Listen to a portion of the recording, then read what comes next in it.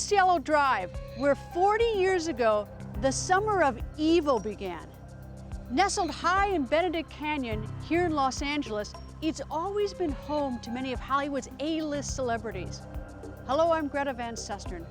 It was August 1969, during a blistering heat wave. It was close to midnight when 3 women and a man, all around 20 years old, crept up the driveway behind me, carrying rope, knives, and a gun.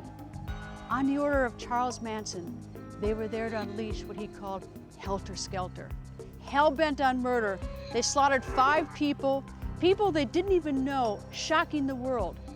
2 more brutal murders would take place the following night. In less than 48 hours, Los Angeles was on the verge of a nervous breakdown. This is the chilling story of what happened to a beautiful young actress named Sharon Tate and 6 others at the hands of a twisted family of drug-crazed hippies.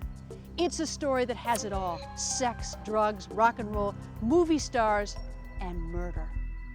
We have a weird homicide. In a scene described by one investigator as reminiscent of a weird religious rite, 5 persons, including actress Sharon Tate, were found dead at the home of Miss Tate and her husband, screen director Roman Polanski. While the police admitted they had no suspects in the Bel Air massacre, there were 2 more murders 15 miles away in the Silver Lake section of Los Angeles. Market owner Tate-LaBianca and his wife Rosemary were found by their children stabbed and mutilated. Sometimes you can measure fear. Overnight, dramatically, the sale of guns, guard dogs rose.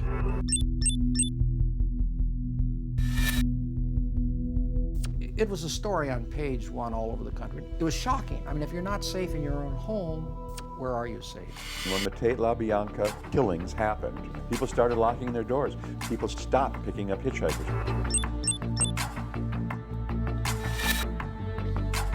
And it really brought the curtain down on the 60s.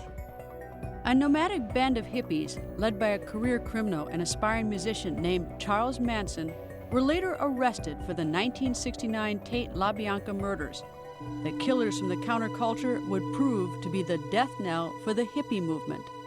You've got it stuck in your brain that I murdered somebody. What do you want to call me a murderer for? I've never killed anyone. I don't need to kill anyone. I think it. I have it here. The hippie dream of peace and love was very much alive in the spring of 1967. The burgeoning counterculture had turned its back on straight society, instead embracing long hair, drugs, psychedelic music, and free love. The hippie mecca was the Haight-Ashbury district of San Francisco. One of the thousands that poured into Haight-Ashbury that spring in search of utopia was an ex-con named Charles Manson. Born out of wedlock in Ohio to a teenage runaway who would later be jailed for armed robbery, the 5'2" Manson never knew his father and had spent most of his life in prison. I'm a petty car thief. I've been with prostitutes and bums and winos and all my life. This street is my world. When he was released from Terminal Island in March of 1967, federal penitentiary off Long Beach, he was 32 years of age. 17 out of those 32 years had been spent in jails, reformatories, and prisons. If you look at the crimes he committed, nonviolent. Stealing from the mails, forging a government check, taking a woman across the state border for prostitution purposes. His background certainly was not the portrait of what one would expect of a future mass murderer. He got out of jail when Haight-Ashbury was in blossom and flower power was the word at the time.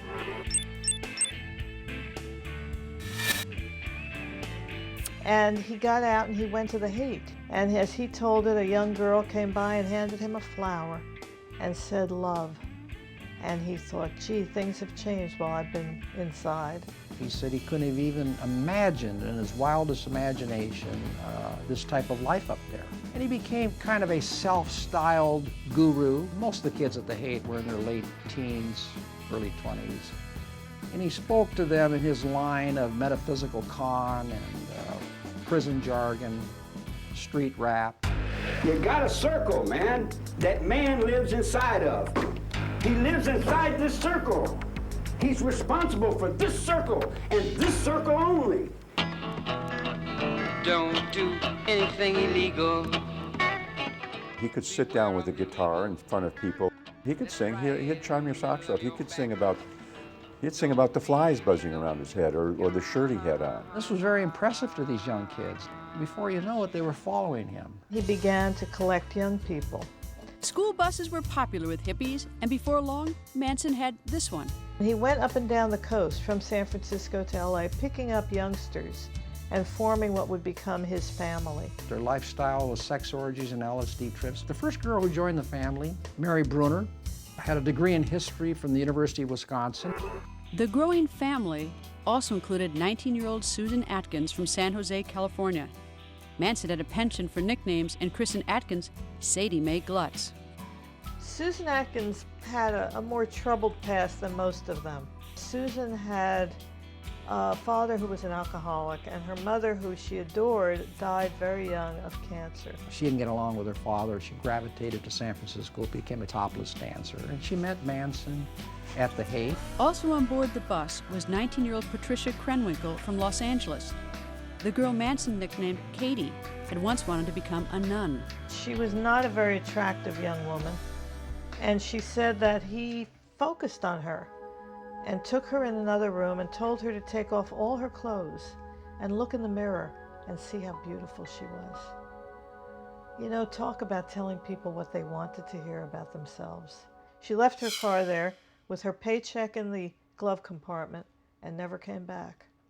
The bus carrying Manson and his minions on what they called their magical mystery tour arrived in Los Angeles for an extended stay in early 1968. Manson began hanging out on the Sunset Strip. The Sunset Strip was really the hub of what was going on in the rock music business in the late 60s. It was the beginning of everything. It was where they had Whiskey A Go-Go and the various clubs that came to symbolize the era. And everybody was making it in the rock music business at that point. And Manson got the idea that he too could make it in the rock music business. Charlie, if he was serious about anything, he really wanted to perform. He really wanted to be in the music business. It was a chance meeting with rock royalty that got Manson closer to the Heat. As drummer for the Beach Boys, 23-year-old Dennis Wilson had it all. Good looks, hit records, and fast cars. While cruising around Los Angeles, Wilson would often pick up hitchhikers, sometimes bringing them back to his mansion at 14400 Sunset Boulevard. Dennis Wilson picked up two members of the Manson family, female hitchhikers, and brought them back to his residence on Sunset Boulevard. Dennis Wilson